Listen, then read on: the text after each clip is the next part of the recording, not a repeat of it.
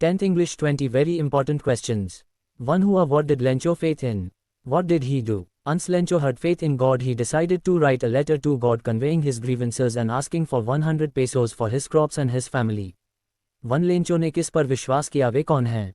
उसने क्या किया? उत्तर, लेंचो को भगवान पर भरोसा था। उसने भगवान को एक पत्र लिखकर अपनी शिकायतें बताने का फैसला किया और अपनी फसल और अपने परिवार के लिए 100 पेसों की मांग की।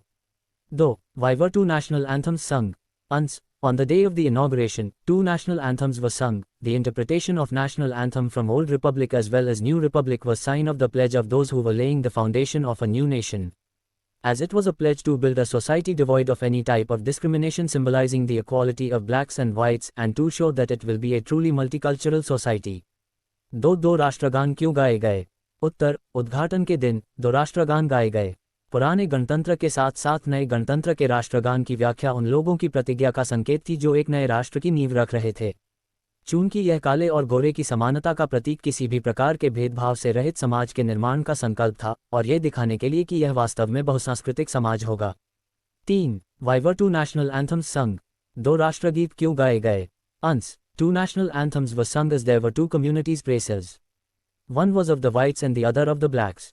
2 राष्ट्रीय गान इसलिए गाए गए क्योंकि वहां 2 समाज नस्लें थीं, एक गोरों की और दूसरी अश्वेतों की।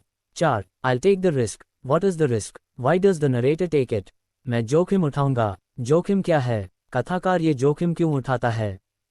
The risk is flying the old Dakota airplane into the storm. The narrator takes the raha risk because he wanted to get home and have breakfast. उत्तर, पुराने डकोटा हवाई जहाज को तूफान में उड़ाने का जोखिम है।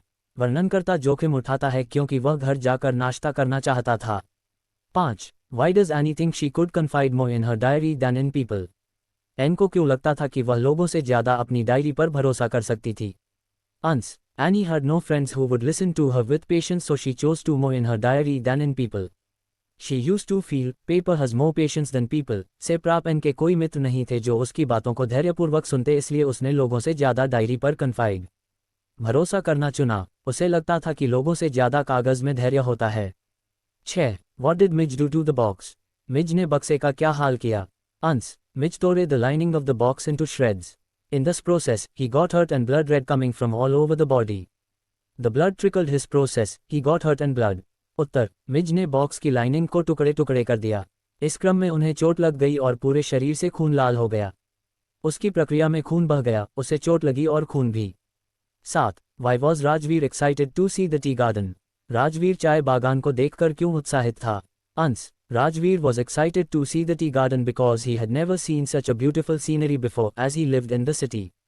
राजवीर चाय बागान को देखकर इसलिए उत्साहित था क्योंकि उसने ऐसा सुंदर दृश्य कभी भी नहीं देखा था क्योंकि वह शहर में रहता था। 8. Why does the conductor call Valley, madam? Conductor Valli को मैडम क्यों बुलाता है? The conductor calls Valley, madam, because she behaved like a mature woman. She answered all the questions of the conductor confidently. This made the conductor amused and in order to tease her, he addressed her, madam. उत्तर, conductor Valli को madam कहता है क्योंकि वह एक परिपक्व महिला की तरह व्यवहार करती थी। उसने कंडक्टर के सभी सवालों का आत्मविश्वास से जवाब दिया। इससे कंडक्टर खुश हो गया और उसे चिढ़ाने के लिए उसने उसे मैडम कहकर संबोधित किया। 9. Where are the trees in the poem? What do their roots, their leaves and their twigs do? कविता में वृक्ष कहाँ हैं? उनकी जड़ें, पत्तियां और उनकी टहनियां क्या करती हैं? In the poem, the trees are in the poet's house. Their roots work all night to disengage themselves from the cracks in the veranda floor. The leaves make efforts to move towards the glass while the small twigs get stiff with exertion. इस कविता में वृक्ष कवि के घर में हैं। उसकी जड़ें रात भर बरामदे की जमीन की दरार से अपने आप को अलग करने की कोशिश में लगी रहती हैं। पत्तियां खिड़की के शीशे की तरफ बढ़ने को संघर्ष करती हैं और डोटी टहनियां थकान से एकदम अकड़ी रहती हैं। 10. What does in the world of possessions mean? सांसारिक अधिकारों से आपका क्या अभिप्राय है? In the world of possessions means that the world is full of materialistic things, the things which bring joy, comfort and luxury in our life. सांसारिक अधिकारों का अभिप्राय है दुनिया सांसारिक संसाधनों से भरी हुई है जो कि हमें खुशियां, आराम व वैभवपूर्ण जिंदगी देते हैं। 11. Why is Bholi's father worried about her? भोली के पिता को उसकी चिंता क्यों थी? Bholi's father was worried about her because out of his 7 children, only she had neither good looks nor intelligence. Nobody would marry her. उत्तर, भोली के पिता उसके बारे में चिंतित थे क्योंकि उनके 7 बच्चों में से केवल वह न तो अच्छी शक्ल वाली थी और न ही बुद्धिमान। कोई भी उससे शादी नहीं करेगा। 12. What kind of a person is MM Loisel? Why is she always unhappy? Mrs लुइजेल किस तरह की इंसान थी, वह हमेशा दुखी क्यों रहती थी? Ans. MM Loisel is a young, pretty simple girl who is never contented in life. She has big dreams of riches and comforts. She wants to be admired by all. She is always unhappy because her dreams cannot be true.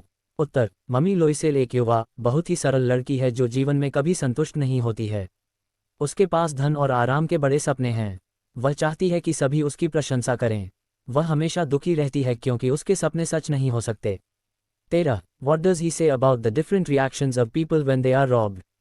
लुटने के बाद वह लोगों की किस तरह की अलग अलग प्रतिक्रिया बताता है? Ans. According to him, when people are robbed, a greedy man shows fear, a rich man shows anger and a poor man shows acceptance. उसके अनुसार जब लोग लुटते हैं या सामान चोरी हो जाता है तो एक लालची मनुष्य के चेहरे पर डर दिखता है, अमीर आदमी के चेहरे पर गुस्सा और गरीब आदमी इसे अपनी नियति मानकर इसे स्वीकार कर लेता है। 14. Who read the letter? What did the postmaster do then? पत्र किसने पढ़ा, फिर पोस्टमास्टर ने क्या किया? Ans. The postmaster read the letter. He first laughed but then he became serious. He was deeply moved by Lencho's faith in God. He did not want to shake his faith so he decided to collect the money for him from his friends and colleagues. Postmaster ने पत्र पढ़ा, पहले तो वह हंसा फिर वह गंभीर हो गया। लेंचो को ईश्वर में इतनी आस्था देखकर वह द्रवित हो गया। वह नहीं चाहता था कि लेंचो का ईश्वर पर से विश्वास टूटे, अतः उसने निर्णय लिया कि वह उसके लिए अपने मित्रों व सहकर्मियों से पैसे जमा करेगा। 15. What is the Chinese legend about tea? चाय के बारे में चीनी किंवदंती क्या है? Ans. The Chinese legend about tea is that there was a Chinese emperor who always boiled water before drinking it. Once, few leaves fell into the water and gave it a delicious flavor. It is said, those were tea leaves. चाय के बारे में चीनी किंवदंती यह है कि एक चीन का राजा था जो पानी को पीने से पहले हमेशा उबाला करता था। एक बार कुछ पत्तियां पानी में गिर गईं और उससे एक स्वादिष्ट स्वाद आ गया। ऐसा कहा जाता है वे चाय की पत्तियां थीं। 16. What do the crow and hemlock represent, joy or sorrow? What does the dust of snow that the crow shakes off a hemlock tree stand for? कौवा और धतूरे का पेड़ क्या दर्शाते हैं, खुशी या दुख? धतूरे के पेड़ से कौवा जो बर्फ के छोटे छोटे टुकड़े गिराता है किस बात का संकेत है? Ans. The crow and hemlock tree represent sorrow and depression felt by the poet in this materialistic world. The dust of snow is the symbol of natural joy and energy. The dust of snow that the crow shakes off a hemlock tree means from the sad moment the poet is entering into the time full of optimism. कौवा और धतूरे का पेड़ दुख और अवसाद के प्रतीक हैं, जो कवि इस सांसारिक दुनिया में महसूस कर रहा था। बर्फ की धूल गुच्छे प्राकृतिक खुशी व स्फूर्ति का प्रतीक है। कौवे ने बारीक बर्फ के गुच्छे धतूरे के पेड़ से हिलाकर गिराए, यह इस बात का प्रतीक है कि प्रकृति के इस छोटे से काम से ही कवि, जो दुख व से बदला अवसाद से घिरा था, अब स्फूर्ति से भर जाता है और सकारात्मक तरीके से सोचने लगता है। 17. What does the poet say the boy is learning from the loss of the ball? Explain, in your own words. कवि क्या कहना चाहता है कि वो लड़का इस गेंद के नुकसान से सीख रहा है? अपने शब्दों में समझाए। Ans. The poet says that the boy will now learn the real meaning of life. He will learn to accept the changes in life and let go the things we can never have again. He will learn to move on in life despite of having losses, as everyone has to experience this in his life. It can be a loss of something or someone. But life goes on. This is a harsh reality that lost things never come back, so we have to be strong to accept this truth of life. उत्तर. कवि कहता है कि लड़का अब जीवन का वास्तविक अर्थ सीखेगा। वह जीवन में बदलावों को स्वीकार करना सीखेगा और उन चीज़ों को जाने देगा जो हमें दोबारा कभी नहीं मिल सकती।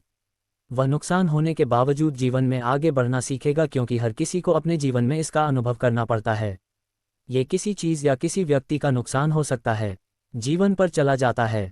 यह एक कड़वी सच्चाई है कि खोई हुई चीज़ें कभी वापस नहीं आती हैं, इसलिए हमें इस सच्चाई को स्वीकार करने के लिए मजबूत होना होगा। 18. Horace Danby was a meticulous planner but still he faltered. Where did he go wrong and why? Horace डैनबी बहुत बारीकी से योजना बनाता था, लेकिन तब भी वह डगमगा गया। उसने कहाँ गलती कर दी और क्यों? Ans. Horace Danby collected the information about the house and location of valuable 1.5 things, though he failed to get enough information about the members of the house except for the dog's real name.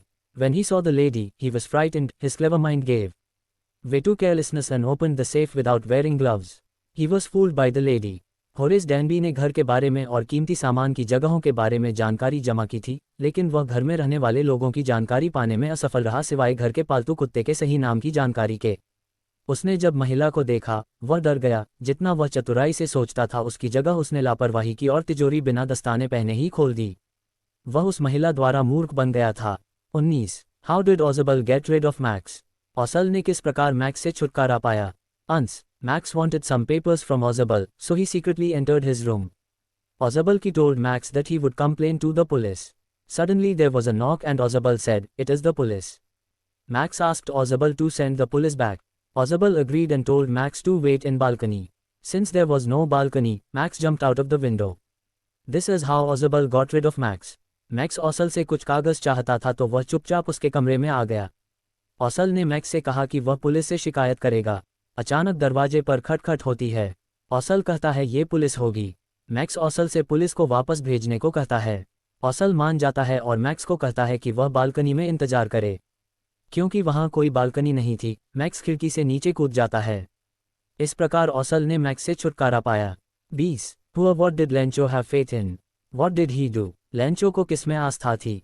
उसने क्या किया? अंस. Lencho had faith in God. He decided to write a letter to God conveying his grievances and asking for 100 pesos for his crops and his family. Lencho को ईश्वर में गहरी आस्था थी। उसने ईश्वर को पत्र लिखने का निर्णय लिया। पत्र के माध्यम से अपना दुख बताया और ईश्वर से अपनी फसल और परिवार के लिए